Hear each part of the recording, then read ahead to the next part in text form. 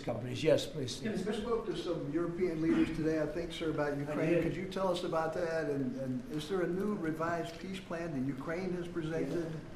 The leaders of France we spoke to, and Germany, and UK, all very good leaders, very good friends of mine, and we discussed Ukraine in pretty strong words.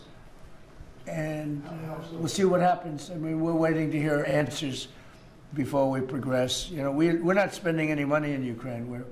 We're selling basically missiles and everything else to NATO, and NATO is paying us, and then they distribute it to who they want. I guess they're mostly distributing to Ukraine, but we're not spending money. But you know what we are? We're spending a lot of time and a lot of effort, because last month 27,000 soldiers were killed. Both, think of it, 27,000. That's if you take a football game and take half the stadium, that's 27,000.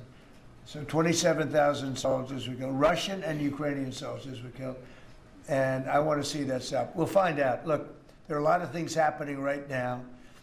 A lot of people say it's closer than it's ever been. It's a war that would have never started. If I were president, would have never started. It's a war that should never have started. But we'll have it figured out, I think, within a pretty short You say very strong terms, sir. Could you explain that? Well, I think we had some little disputes about people, and see how it turns out. And we said before we go to a meeting, we want to know some things. You know, they would like us to go to a meeting over the weekend in Europe, and we'll make a determination depending on what they come back with.